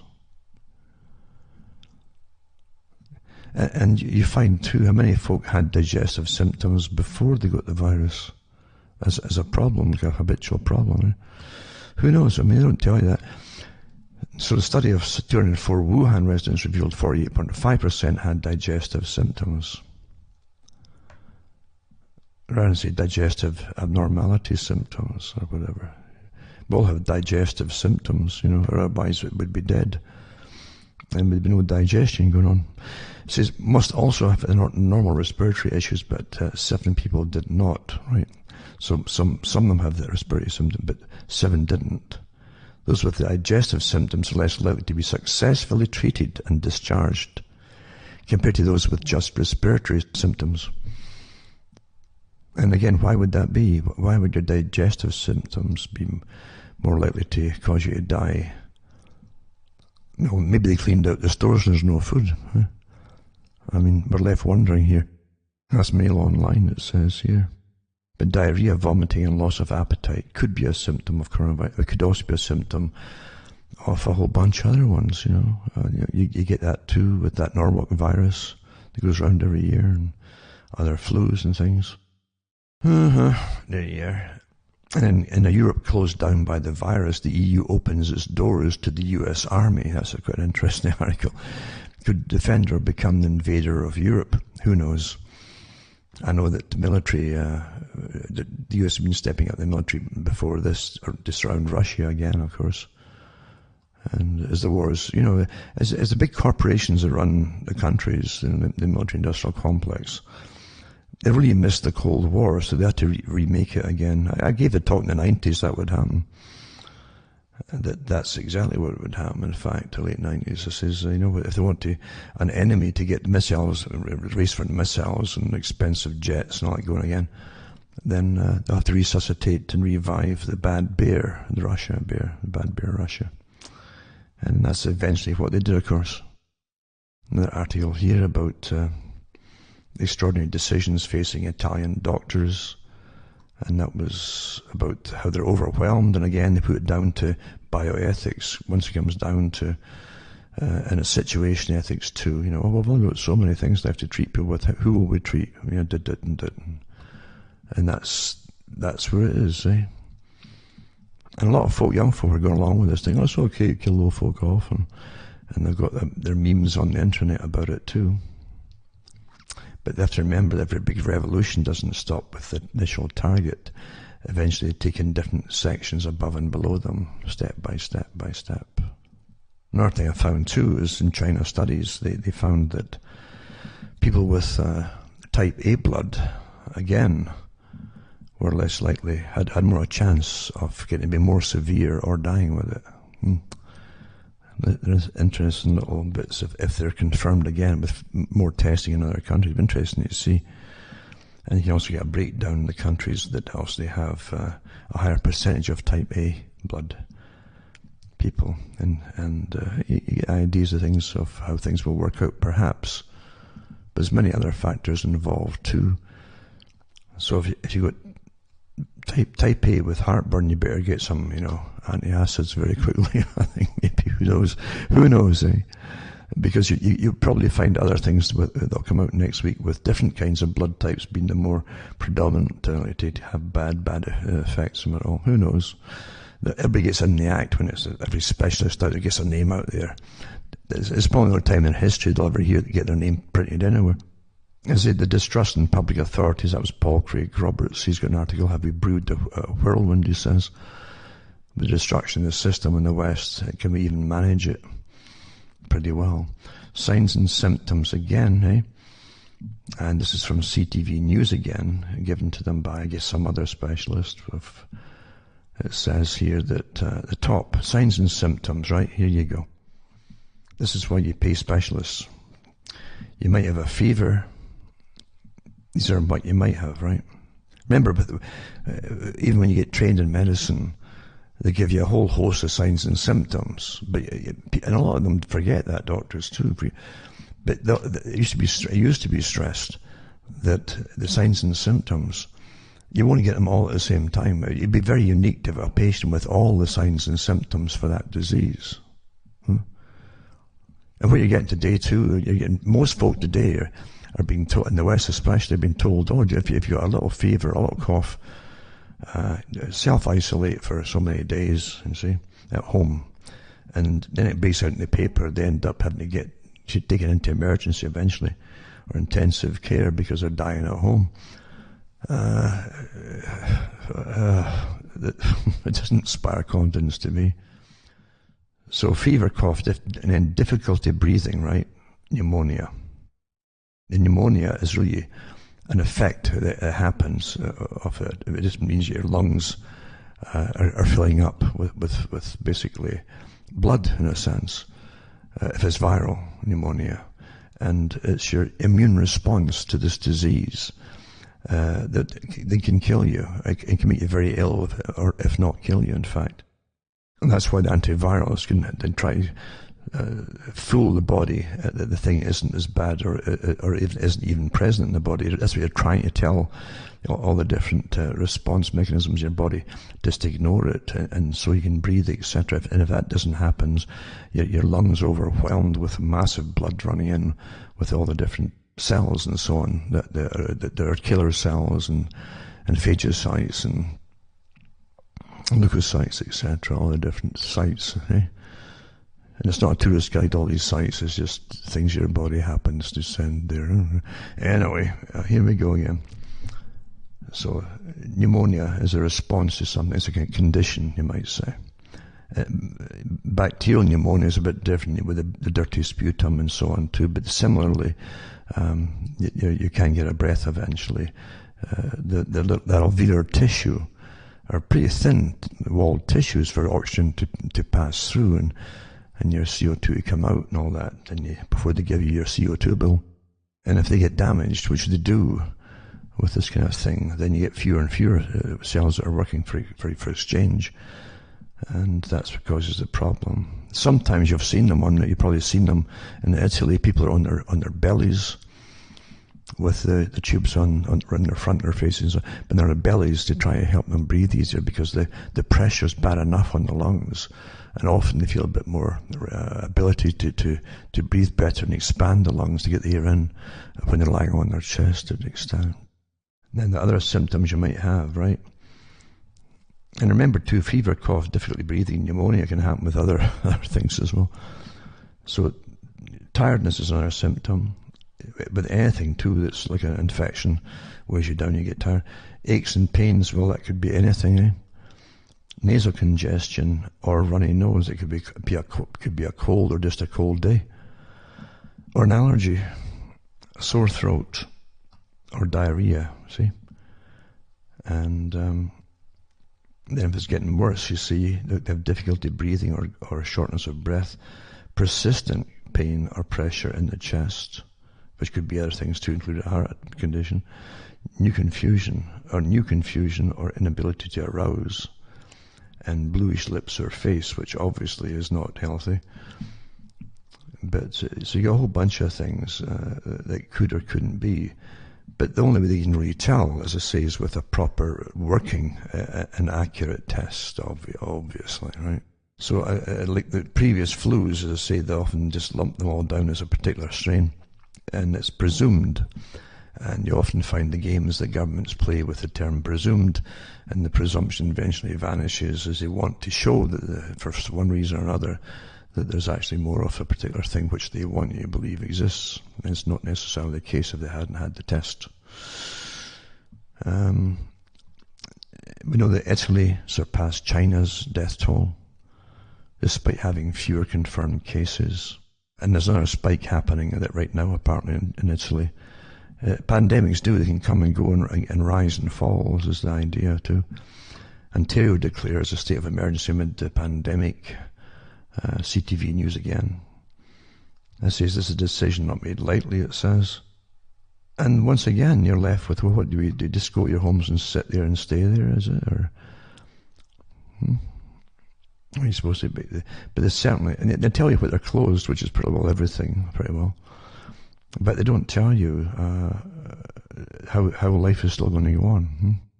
It says, like everywhere else, Ontario has set aside a $100 million contingency fund.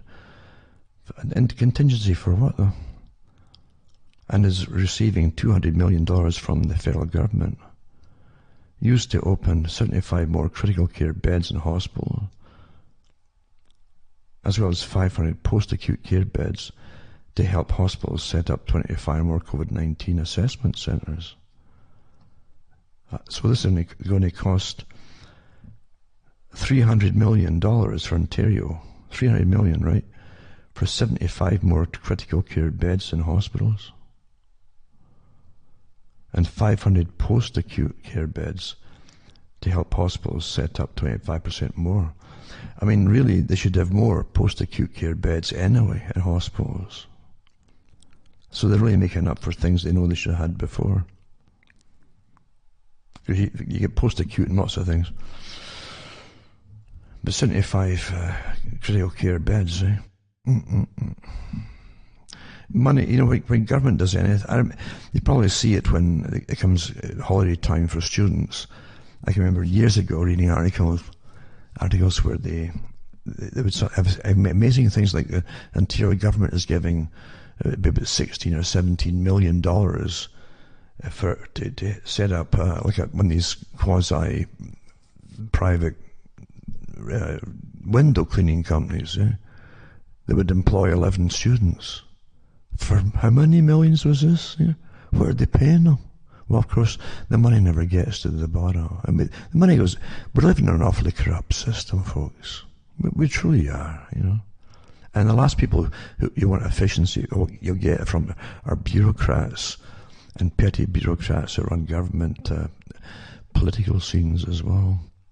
Other article, the Canada-US border is not securable and has never been, especially during a pandemic, because they're letting them cross back and forth. It's a political thing that's been going on for the last few years with we used to call them illegal aliens that simply jump the queue and makes a farce of the folk who apply in their own countries legally and wait and see what happens. These ones are basically just come in and say, well, you're getting us whether you like it or not. And they just walk across from the States to Canada and back and forth all the time. The cops just stand by and watch them. What can you do? And it's from a place in Quebec mainly. It's all been happening for years now. It's a complete farce, you know. And then you have a story for the States, really, and Canada, or anywhere. It pays to be rich during a pandemic. And how the wealthy, powerful and connected are exploiting the loopholes in our healthcare system. And yes, there's nothing new in any of that, of course. But they have no problem getting test kits for all the wealthy or celebrities. It's just instant. Even football teams, in fact, because you know they're worth a lot of money, but you just can't get the kits for the normal folk. And back in Pennsylvania, as I said, I talked to a person there, and it said about the numbers in different parts of there's a few counties there, and they said that these were all, they had put them down as coronavirus, and this was like confirmed cases, pretty well. That's how they were putting the articles across. But at the end of the article, it said, we shall know more when we get the first actual test kits on the 23rd. They haven't got the kits yet. Well, how could they be getting confirmed? I understand all this nonsense going on right now. And again, why don't they give the completely published, up-to-date published versions of the regular average flu cases that they get in every year, what they are at the moment, because I say there's at least two more different flus going around, different kinds of, which came out of China supposedly about the same time, just after Wuhan, just after the virus broke out. There were two more flus broke out to confuse things even more, and I'm sure it's all over here too. So, but if you put them all down without kits, then it's quite a potpourri, you might say, or a mosaic of guesses, in a sense, isn't it?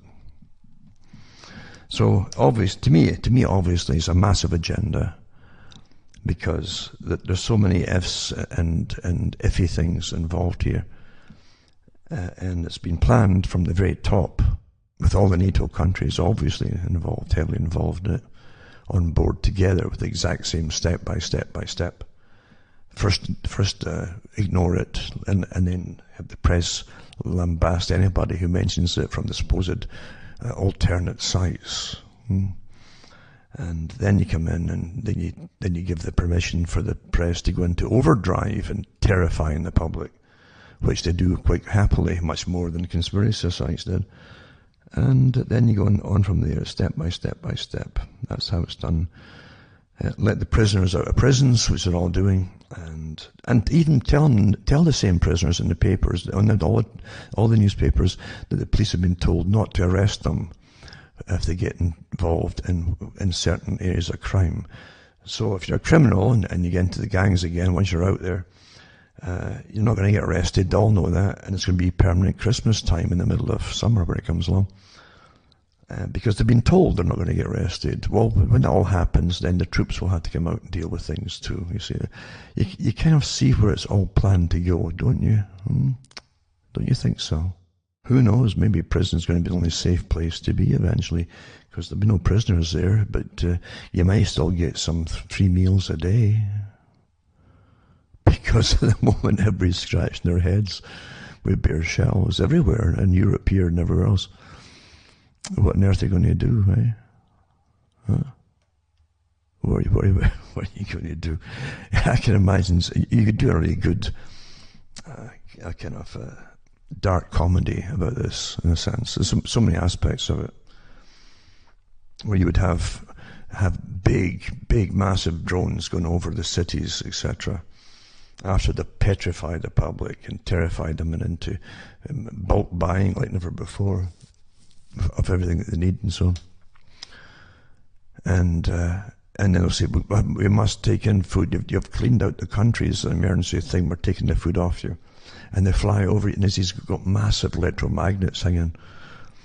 And you're going to see billions of cans just go flying through rooftops, zapping up to this thing.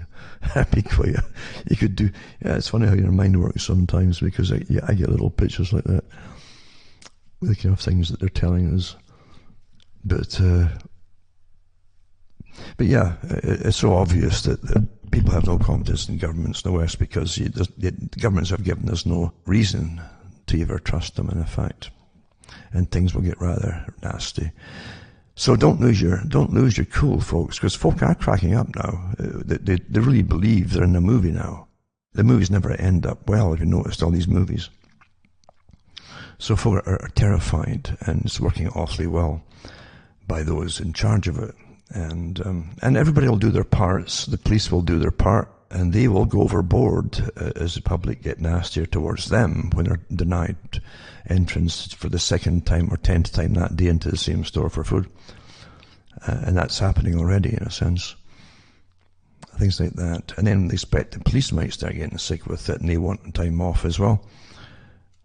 And believe you me, there's a lot of folk come down, not from a virus and situations like that, but through terror.